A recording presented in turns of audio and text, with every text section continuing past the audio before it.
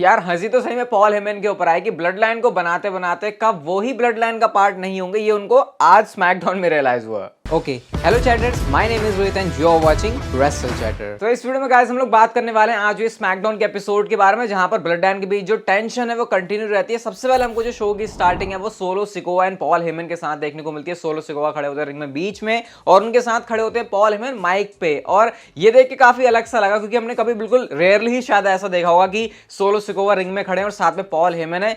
एक टाइप से ऐसा लग रहा था कि शायद फ्यूचर में जाके अगर सोलो सिकोआ सिंगल्स डिवीजन की तरह आगे बढ़ते हैं, ब्लड लाइन से अलग हो गया फिर जो भी होता है, तो शायद उस पॉइंट पर जाकर भी पॉल हेमन एक अच्छा माउथ पीस बन सकते हैं सोलो सिकोआ के लिए। इसके बाद होता क्या है, यहाँ पे जैसे ही पॉल हेमन कुछ बोलने जा रहे होते हैं, जे ऊसो आते हैं, मतलब ऊसोस का थीम सॉन्ग प्ले होता है, लेकिन सिर्फ जे ऊसो बाहर निकल के आते हैं। जे ऊसो यहाँ पे आके कहते हैं सबसे पहले सोलो सिकोआ से कि क्या तुमने जो किया तुमको वो करना चाहिए था, मतलब कि बिल्कुल भी अग्री नहीं है जे ऊसो जो सोलो सिकोआ ने जिमी ऊसो के ऊपर अटैक किया उसके लिए, क्या वो मैं तुम्हें माफ कर पाऊंगा फिर नहीं, ये मैं नहीं जानता। लेकिन इसके बाद पॉल हेमन थोड़ा सा एक्सप्लेनेशन देते हैं चीजों का और वो सोलो सिकोआ का पीछे करते हैं। वो यहाँ पे बताते हैं कि कैसे ना ये सोलो सिकोआ का फॉल्ट है, ना ये पॉल हेमन का फॉल्ट है, ये ना ये जे ऊसो का फॉल्ट है, ना ये रोमन रेंस का फॉल्ट है, बल्कि ये सारा का सारा जिमी ऊसो का फॉल्ट है। इसके बाद वो कहते हैं क्या जब जिमी ऊसो ने रोमन रेंस के ऊपर ट्राइबल चीफ के ऊपर अटैक किया था क्या तुमको पता था, क्या तुम ये जानते थे? अब क्योंकि जे ऊसो ये बात नहीं जानते तो इसका कोई खास जवाब उनके पास था नहीं। इसके बाद वो यहाँ पे बताने की शुरुआत करते हैं और एक तरीके से भड़काने की कोशिश करते हैं जे ऊसो को जिमी ऊसो के अगेंस्ट में। वो कहते हैं कि जिमी ऊसो भले ही ओल्डर ब्रदर है, इसका मतलब ये नहीं कि वो हमेशा सही है, वो हमेशा अपने आप से डिसीजन लेना चाहता है। और सबसे बड़ी बात जो कि पहले दिन से है कि Roman Reigns right hand man Jey Uso को मानता है।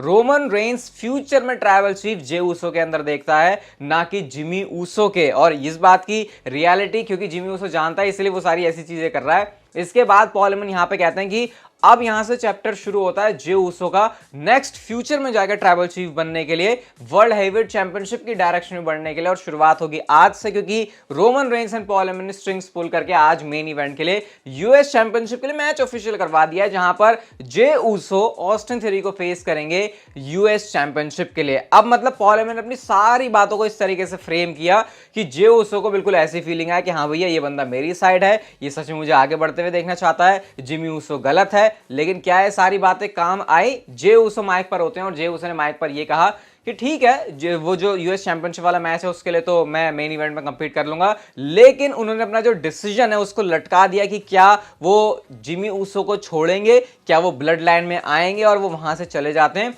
हैंडशेक का ऑफर किया था पॉल हेमन ने, लेकिन उसका कोई जवाब उनको मिला नहीं। लेकिन शो पर अब चीजें बहुत इंटरेस्टिंग होती है, बहुत मस्त होती हैं। जिस तरीके से ब्लड लाइन को आगे स्टोरी लाइन को प्रोग्रेस किया जा रहा है, मतलब ये तो सच में कमाल का ही है। हर वीक हमको एक नई चीज दिखती है और आज भी स्मैकडाउन के एपिसोड में ऐसे, तो उसके बारे में थोड़ी देर में और बात करेंगे। लेकिन इसके बाद शो पर हमको Santos Escobar versus Mustafa Ali के बीच मैच दिखता है, जो कि मनी इन द बैंक के लैडर मैच के लिए क्वालिफाइंग मैच था। और सही बता रहा हूं, हमको ये समझना चाहिए कि डब्ल्यूडब्ल्यूई को पप्पू समझती है। इसके पीछे रीजन ये है कि मुस्तफा अली को जब सऊदी का शो आया तो गुंथर के सामने इंटरकॉन्टिनेंटल चैंपियनशिप के लिए लड़वा दिया गया, लेकिन अब जरूरत नहीं है। और मुस्तफा अली खुद भी इसमें कैसा फील करते हैं भाई, तो बंदे के लिए भी डिप्रेसिंग और डीमोटिवेट होने वाला होगा, क्योंकि यहाँ पर उनको लैडर मैच के अंदर भी विक्ट्री नहीं मिली है। और फैंटम ड्राइवर के साथ में मिडिल रोप से जब उन्होंने मूव लगाया तो इस पे जो विक्ट्री है वो जाती है सैंटोस एस्कोबार की।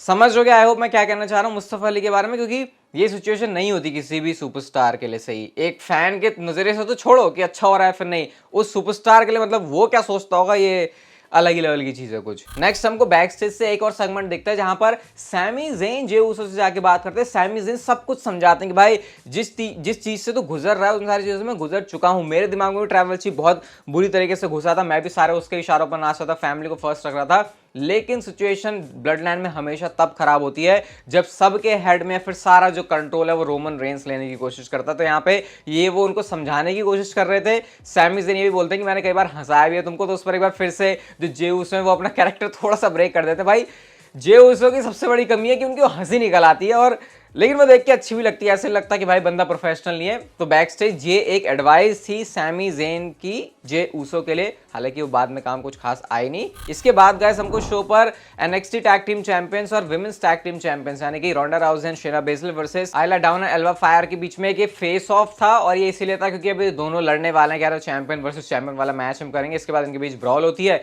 शेना बेज़ल एंड रोंडा राउजी को वहां से भागना पड़ जाता है। तो मतलब कि यहाँ से शायद एक चीज नजर आ रही है कि डब्ल्यूडब्ल्यूई इस चीज में करने वाली है टाइटल यूनिफिकेशन। इसके बाद गए शो पर बेली वर्सेस मिशन के बीच में मैच था और ये विमेंस लैडर मैच के लिए क्वालिफाइंग मैच था। रिंग साइड से एजे स्टाइल्स इसको बैठ के देख रहे थे। बेली ने ना सिर्फ इस मैच में विक्ट्री ली बल्कि एजे स्टाइल्स के साथ भी कांड हो गया, क्योंकि स्कारलेट आती है, हाथ में उन्होंने पता नहीं क्या कुछ तो डस्ट सी ली हुई थी और उसके बाद उन्होंने फूक दी रेड कलर की और पीछे से आकर कैरन क्रॉस ने अपना क्रॉस जैकेट लगा दिया। और अब WWE ने नेक्स्ट वीक स्मैकडाउन के शो के लिए mixed tag team match official कर दिया, Michin and AJ Styles versus Karrion Kross and Scarlett बुडरॉ के बीच में। तो ये WWE अलग ही डायरेक्शन के साथ जा रही है। यूजुअली स्कारलेट इतना रेसल करती नहीं, लेकिन वो चीज होगी अगले स्मैकडाउन के एपिसोड में। इसके बाद गाइस शो पर हमको देखने को मिलती है नई women's championship, raw women's championship है आस्का के पास में। वो चैंपियनशिप उनसे ली गई और उनको प्रेजेंट की गई एक नई चैंपियनशिप जो कि बिल्कुल raw and SmackDown women's championship की तरह, लेकिन रॉ का कलर होता है रेड, स्मैकडाउन का कलर होता है ब्लू और इसका कलर था गोल्डन। और इसको नाम दिया गया है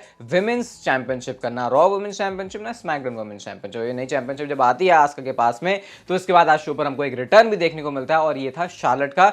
शार्लेट वापस आई है और क्राउड ने उनको बहुत अच्छा रिएक्शन दिया। वो आके सीधा चैलेंज कर देती है टाइटल के लिए और उस पर एडम पियर्स कहते हैं रुको भाई अभी एकदम से नहीं आ सकते। तो शार्लेट कहती है कि नहीं मेरे को, मैं तो ये मैच ले सकती हूँ। क्राउड इनको रिएक्शन भी दे रहा था, आस्का ने एक्सेप्ट भी कर लिया और उसके बाद वो मिस्ट भी अपना मार रही होती है, लेकिन उसको डक करके उल्टा आस्का के ऊपर ही शार्लेट ने अटैक कर दिया है। रिएक्शन तो आया शार्लेट फेयर के लिए नो डाउट, लेकिन ये रिएक्शन सिर्फ शायद उनके रिटर्न के लिए, क्योंकि एक पॉइंट पे जाके फिर पता है कि भाई शार्लेट है, उनको टाइटल वाली पिक्चर में डालते हैं। नया टाइटल आया नए कलर के साथ और शार्लेट फेयर को अपॉर्चुनिटी ना दे WWE, ऐसा कैसे हो सकता है? तो इसलिए आज शार्लेट फेयर का रिटर्न हो गया इस सेगमेंट में। इसके बाद गाइस शो पर हमको back stage Paul Heyman and Jey Uso फिर से देखने को मिलते हैं। पॉल हेमन के चेहरे पर एक स्माइल है और वो कहते हैं मैं जानता हूं कि तुमने अभी मामला को लटका के रखा हुआ है, तुम क्या करोगे आगे। वो पॉल हेमन ऐसा सोचते हैं कि जैसे कि जे ऊसो मेरी साइड है, ब्लड लाइन की साइड है। इसके बाद क्या होता है वो कहते हैं कि पासपोर्ट वगैरह दो, लंदन जब जाएंगे तो फिर तुम्हारे भी जो ट्रिप वगैरह उसको प्लान करते हैं।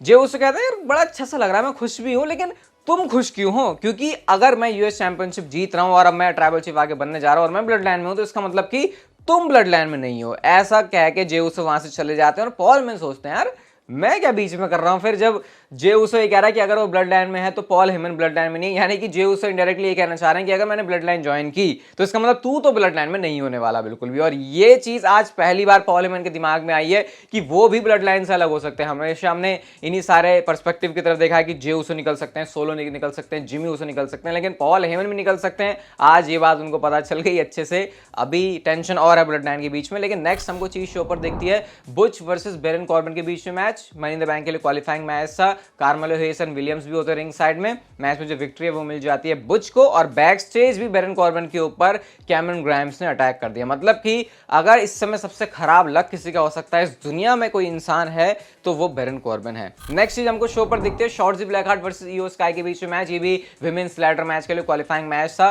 मैच के विनर की बात करें तो यहाँ पर ईओ स्काई ने अपने मूनसॉल्ट के साथ में विक्ट्री ले लिया और उन्होंने अपना जो स्पॉट है वो विमेंस लैडर मैच के लिए कर दिया है कंफर्म।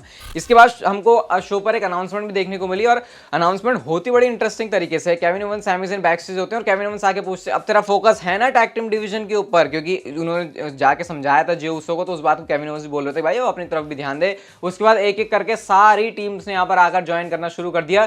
केविन ओवेंस परेशान है कि भाई हम अपनी बात कर रहे हैं, इन सारी टीम्स को अपॉर्चुनिटी चाहिए। वो जो गुस्से में आगे जो उनका हाई ब्लड प्रेशर पे केविन ओवेंस बोलता है वो बोलना शुरू करता है और उसको जिस तरीके से नेल करते हैं केविन ओवेंस, मैं तो कह रहा हूँ भाई माइक वर्क इतना अच्छा मुझे तो किसी का नहीं दिख रहा जितना भी केविन ओवेंस का है। इसके बाद क्या होता है एडम पियर्स आते हैं और जैसे मैंने आपको कल वाली वीडियो के अंदर बताया था कि WWE एक गॉन्टलेट मैच करवाएगी जो कि लीड करेगा कि नंबर 1 कंटेंडर मिलने के लिए और उसके बाद वो चैलेंज करेंगे अनडिस्प्यूटेड टैग टीम चैंपियनशिप को। नेक्स्ट वीक जो स्मैकडाउन का एपिसोड होने वाला वो होगा एक गॉन्टलेट के लिए और वहां पर जो है आपको देखने को मिलेगा नंबर 1 कंटेंडर इस चैंपियनशिप के लिए।